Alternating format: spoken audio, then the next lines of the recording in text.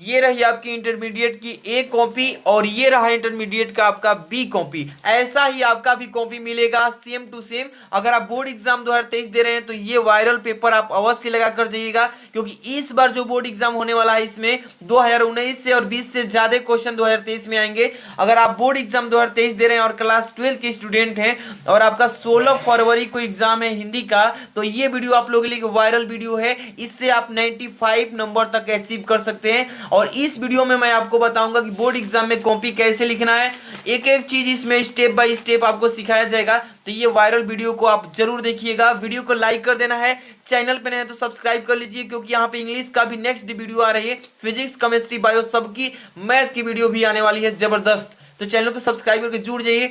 देखिए 16 फरवरी को आपका एग्जाम है, तो ऐसा ही आएगा आपका पेपर, पैटर्न समझिए और एक एक क्वेश्चन इस पेपर का सोल्यूशन भी करा देंगे, आपको कहीं खोजने की जरूरत नहीं है। तो यहाँ पे देखिए अगर 95% पक्का करना है तो वीडियो को पूरा अंत तक देख लीजिए, आपसे रिक्वेस्ट है। और इसका पूरा पीडीएफ भी हम कॉपी का देंगे।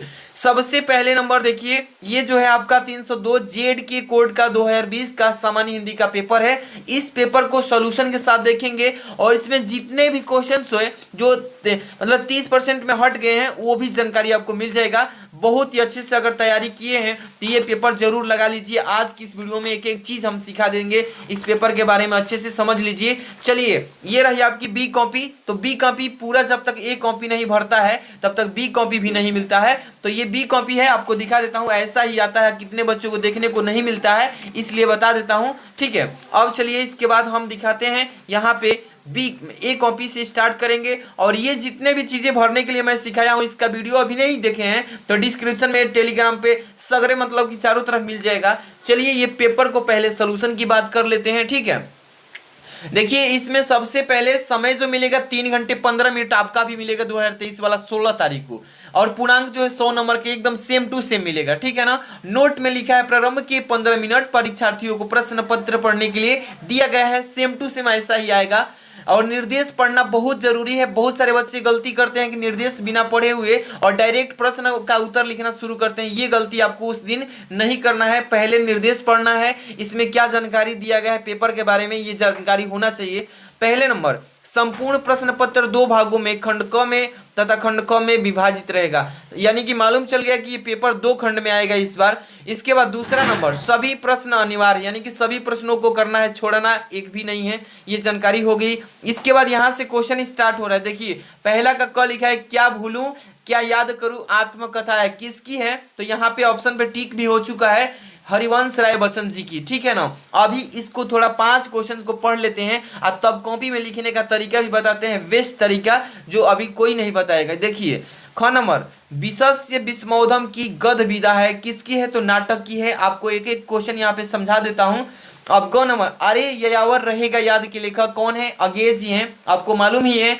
निम्न में से हजारी प्रसाद द्विवेदी निबंध संग्रह है, तो ये आलोक पर्व के हैं, ठीक है। इसके बाद अंग नंबर, निम्न में से डायरी विधा के लेखक कौन है? तो यहाँ पे समेश्वर बहादुर सिंह, ठीक है ना। अब चलिए इसको कॉपी में कैसे आपको लिखना है सुंदर से, ताकि सभी बच्चों से आपकी कॉपी अच्छी हो और अच्छा स्कोर करे, आप 95 तक ला सकते हैं हिंदी में।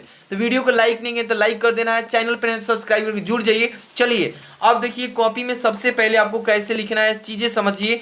यहाँ पे आपको यूज करना है ब्लैक पेन हेडिंग डालने के लिए, और डॉट पेन से भी आप बोर्ड एग्जाम में ब्लू पेन का यूज करके लिखेंगे, ठीक है। चलिए सबसे पहले प्रश्नोत्तर संख्या डालना सीखिए। बहुत सारे बच्चों को डालने भी नहीं आता है हेडिंग, और इसी की वजह से नंबर कम आ जाता है हिंदी में बहुत बच्चों का। तो यहाँ पे देखिए सबसे पहले नंबर यहाँ पे प्रश्नोत्तर संख्या डालेंगे, इससे पहले खंड डालेंगे, खंड क, ठीक है।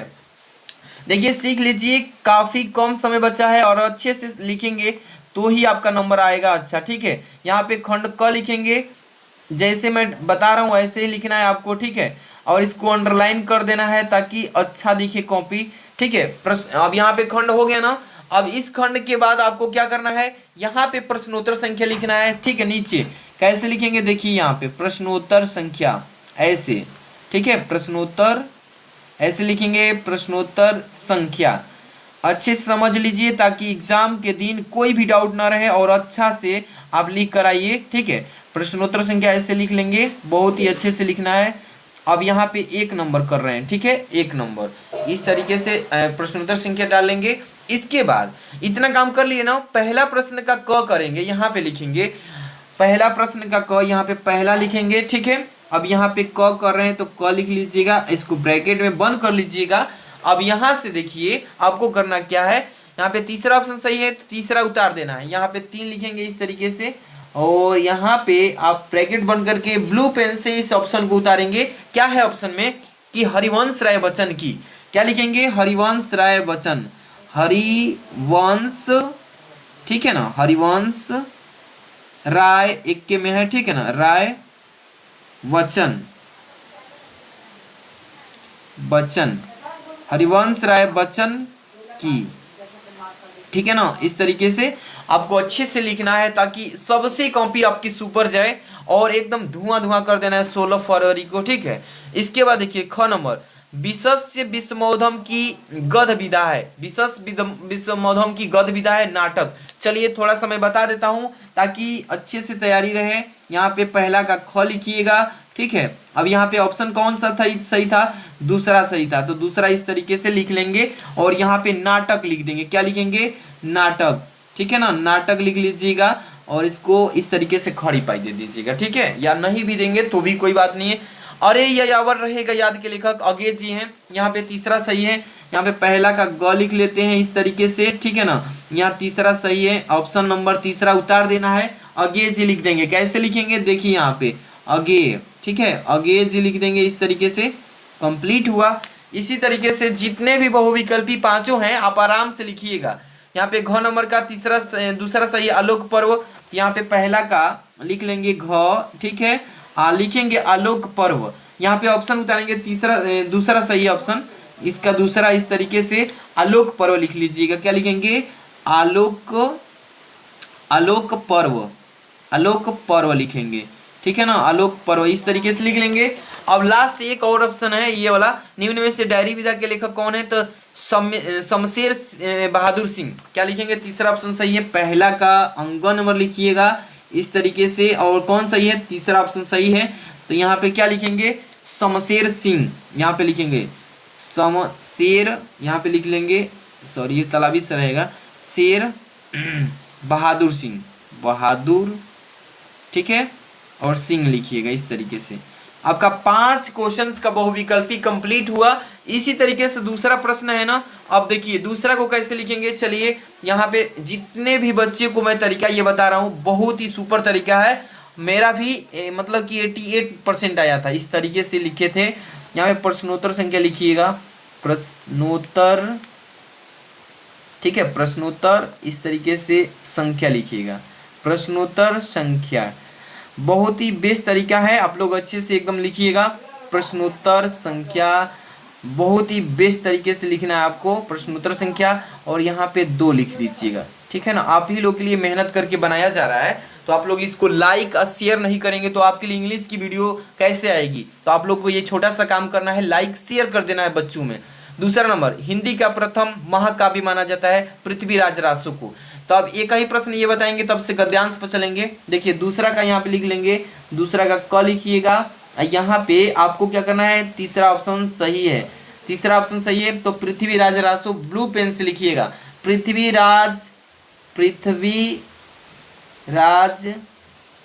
यहाँ पे लिखिएगा पृथ्वीराज रासो। देखिए इस तरीके से लिख लेना है। एक आप लोग के लिए मोटिवेशन है, और बताइए कैसा है मोटिवेशन, कि मुश्किल नहीं कुछ दुनिया में, मुश्किल नहीं कुछ दुनिया में, तू जरा हिम्मत तो कर, ख्वाब बदलेंगे हकीकत में, तू जरा कोशिश तो कर। तो आप लोग अच्छे से अगर तैयारी करेंगे तो आप जितना सोचे होंगे नंबर लाना, उतना एकदम हकीकत में आएगा। तो अच्छे से तैयारी करते रहिए। अब देखिए इसके बाद यहाँ पे दूसरा के क ख ग घ अंग, यानी पूरा जो है प्रश्न 5 हो, आप आराम से कर ही लेंगे। आपको बता दिया प्रश्न नंबर पहले के अकॉर्डिंग, ऐसे ही आपको दूसरा का भी कर लेना है, 5 बहुविकल्पी। क्लियर है ना। अब हम बात करेंगे यहाँ से 3 नंबर क्वेश्चन जो कि 10-10 नंबर वाले हैं, वेरी वेरी मोस्ट इंपॉर्टेंट। ये जो प्रश्न आप देख रहे हैं ना कि दिए गए गद्यांश पर आधारित निम्नलिखित प्रश्नों के उत्तर दीजिए, ये वाला पार्ट का ये गद्यांश हट गया, ये चैप्टर को हटा दिया गया है। निंदा का उद्गम ही हीनता और कमजोरी होता है, इसको हटा दिया गया है। तो 30% जो सिलेबस कटा है ना उसी में है, तो इसको पढ़ने से कोई फायदा नहीं है, इससे टाइम इन्वेस्ट होगा। आगे बढ़ते हैं। अथवा में जो दिया है ये पढ़िएगा, जरूर पढ़िएगा। क्या लिखा है कि बिना संस्कृत के जन की कल्पना कबंध मात्र है, संस्कृत की जन का मस्तिष्क है, संस्कृत के विकास और अभ्युदय के द्वारा ही राष्ट्र की वृद्धि संभव है। राष्ट्र के समग्र रूप में भूमि और जन के साथ साथ जन की संस्कृत का महत्वपूर्ण स्थान है। यदि भूमि और जन अपनी संस्कृत से विरहित कर दिया जाए तो राष्ट्र का लोप समझना चाहिए। जीवन के विटपन का पुष्प संस्कृत है। संस्कृत के सौंदर्य और सौरभ में ही, यहाँ पे देखिए सौरभ में ही, इसके बाद राष्ट्रीय जन के जीवन का सौंदर्य और यश अंतर्निहित है। जैसे ही आपने इसको पढ़ा आपको तो आइडिया मालूम चल गया ना कि किस चैप्टर से ये गद्यांश दिया गया है। देखिए आपको ट्रिक बताता हूँ गद्यांश को पहचानने का कि किस पार्ट से आया हुआ है। देखिए यहाँ पे देखिए लिखा है ना, राष्ट्र के समझ, जहां भी राष्ट्र के स्वरूप वाला चैप्टर जो पढ़े होंगे, राष्ट्र के स्वरूप वाला चैप्टर से ये गद्यांश आया हुआ है। आपको ट्रिक से समझना है, कहीं ना कहीं आपको वो चैप्टर का नाम जरूर मिलेगा जिस चैप्टर से ये गद्यांश को दिया गया है। तो आपका 2 नंबर का काम हो जाएगा। कैसे तरीका समझिए, यहाँ पे देखिए रेखांकित अंश की व्याख्या पूछा इसमें, इसके बाद पाठ के शीर्षक और लेखक का नाम, शीर्षक मतलब किस पाठ से आया है, इस पाठ के लेखक कौन है ये लिख देंगे। राष्ट्र की वृद्धि कैसे संभव है, किसी राष्ट्र का लोप कब हो जाता है, भूमि और जन के अंतर्निहित राष्ट्र में क्या महत्वपूर्ण है। तो इस प्रश्नों का उत्तर आप अच्छे से पढ़ लीजिएगा। मैं तरीका बताता हूँ गद्यांश कैसे सॉल्व करना। चलिए ये तो दूसरा नंबर तक हो गया था ना। अब देखिए प्रश्नोत्तर संख्या 3 यहीं पे समझा देता हूँ आप लोग, लेकिन अच्छे से समझ लेंगे तो लिखने का तरीका आप समझ लेंगे तो कभी भी लिख सकते हैं। प्रश्नोत्तर ऐसे लिखिएगा, संख्या लिख दीजिएगा इस तरीके से। ओके, प्रश्नोत्तर संख्या, अब यहाँ पे कितने नंबर है, 3 नंबर का अथवा कर रहे हैं तो यहाँ पे अथवा लिखिएगा। ठीक है ना, अथवा लिख दीजिए इस तरीके से, अथवा लिखकर और ब्रैकेट बंद कर लीजिए। और मेन बात आती है कि आप लोग इसका संकेत जरूर डालिएगा, यहाँ पे संकेत लिखिएगा। आइडिया देखिए अच्छा है, इसी तरीके से लिखेंगे तभी जाकर के अच्छा नंबर मिलेगा। संकेत में क्या लिखना है, देखिए जैसे कि यहाँ पे गद्यांश दिया है, देख रहे हैं ना, ये गद्यांश बिना संस्कृत के जन, तो शुरू में से 2 वर्ड उठा लीजिएगा। शुरू में से कितने वर्ड, 2 वर्ड उठाइए। जैसे कि बिना, यहाँ पे लिखा है ना कि बिना संस्कृत लिखा है ना, और यहाँ पे डॉट डॉट डॉट डॉट करके इसको, तब से इसका आखिरी वाली लाइन में से थोड़ा सा लिख दीजिए, यश अंतर्निहित है, यश अंतर्निहित, यश लिख दीजिए इस तरीके से। और यहाँ पे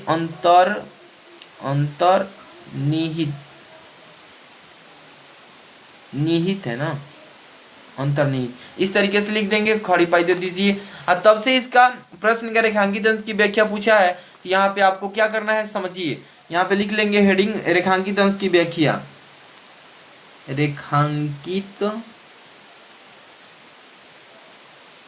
अंश लिखिएगा, अंश की व्याख्या,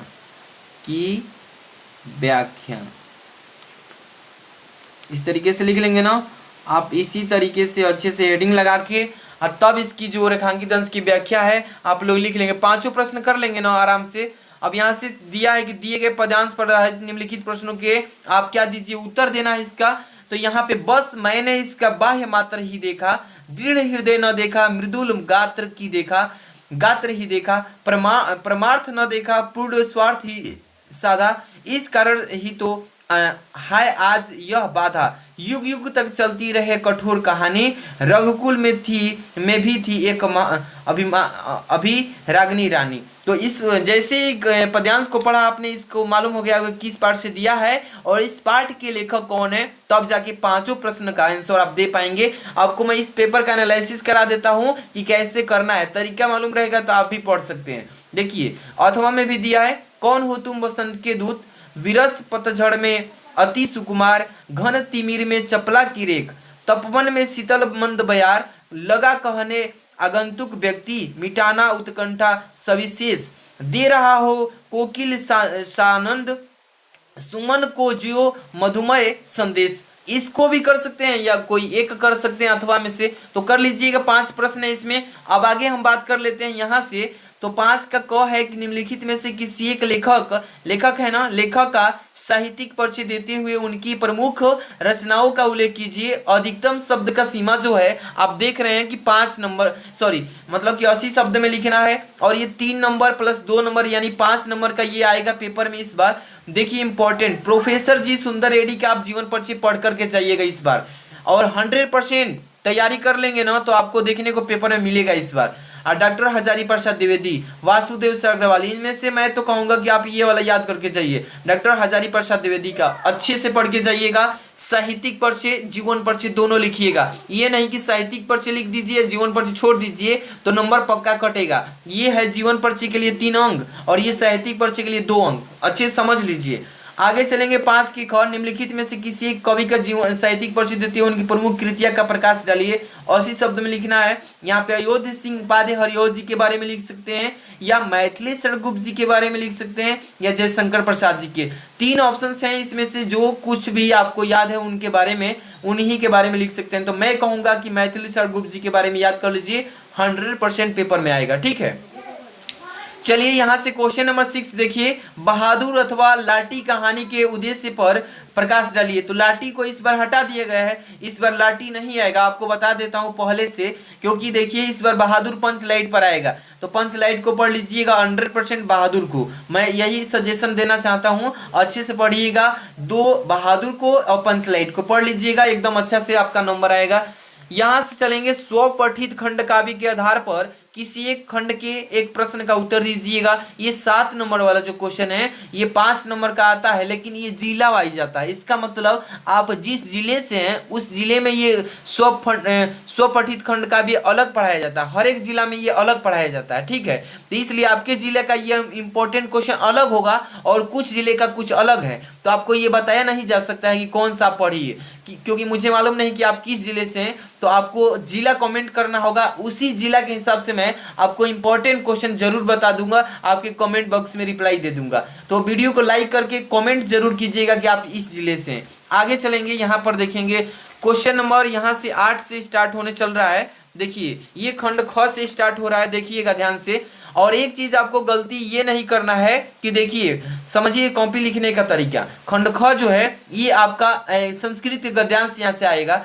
तो ये जो देख रहे हैं ना खंड क वाला, जितने भी प्रश्न आपने किया खंड क, तो ये वाला जो खंड क वाला प्रश्न को खंड क में ही करना है। क्या बता रहे हैं कि खंड क वाले प्रश्नों को खंड क में करना है और खंड ख वाले प्रश्न को खंड ख में करना है। ये गलती नहीं करना है कि खंड क वाले प्रश्न को खंड ख में ले जाकर करें और खंड ख वाले को खंड क में करें, ये गलती नहीं करना है, एग्जामिनर नंबर काट देता है इसीलिए। तो आपको खंड क वाले को खंड क में करना है। और एक गलती ये भी नहीं करना है कि कोई भी खंड कीजिए तो नया पृष्ठ से स्टार्ट कीजिए, ठीक है ना। खंड क वाले को नया पृष्ठ से किए हैं, वैसे ही अब खंड ख चल रहे हैं तो यहाँ से आपको नया पृष्ठ से स्टार्ट करना है। नया पृष्ठ का मतलब समझ में आ रहा है ना, कि आपको आधा में पूरा हो गया ख तो यहीं से स्टार्ट कर दे, आधा में से ख नहीं करना है, ऐसा नया से स्टार्ट करना है। चलिए अब खंड ख देखिए, क से स्टार्ट होगा 8 के, कि दिए गए संस्कृत गद्यांशों में से किसी एक संदर्भ सहित हिंदी में अनुवाद कीजिए। तो ये ध्यान रखना है कि संस्कृतस्य साहित्य सरसम व्याकरणच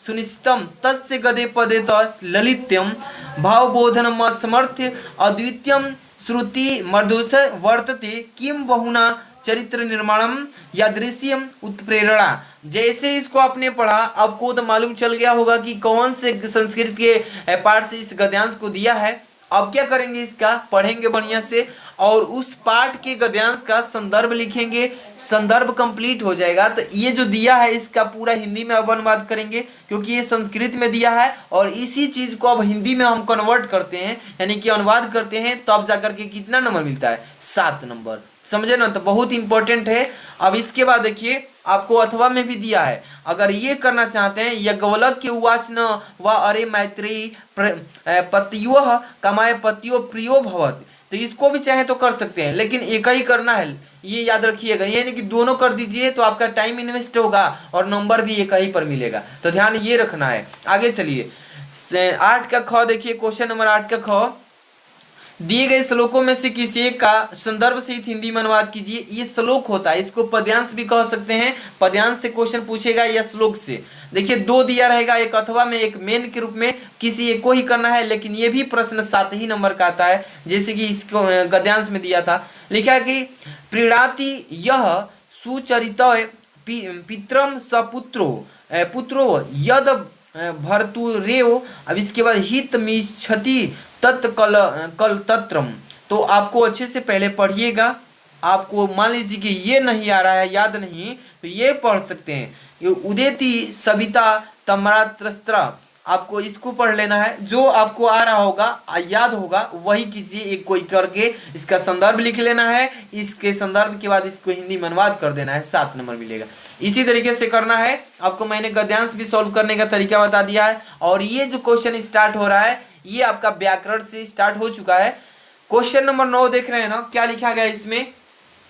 लिखा है इसमें क्वेश्चन नंबर की निम्नलिखित मुहावरों और लोकोक्तियों में से किसी एक का अर्थ लिखकर के वाक्य में प्रयोग कीजिए। और एक नंबर मिलेगा, तब जाके 2 नंबर पक्का होगा। वाक्य प्रयोग करने के लिए क्या करेंगे? पहले नंबर उल्टी गंगा बहाना, इसका पहले अर्थ लिखेंगे तो 1 नंबर मिलेगा। वाक्य में प्रयोग करेंगे तो फिर 1 नंबर। ये 2 नंबर का वाक्य प्रयोग के साथ होगा। आप देखिए पानी पानी होना, इसका भी लिख सकते हैं। मक्खन लगाना, इसका भी लिख सकते हैं।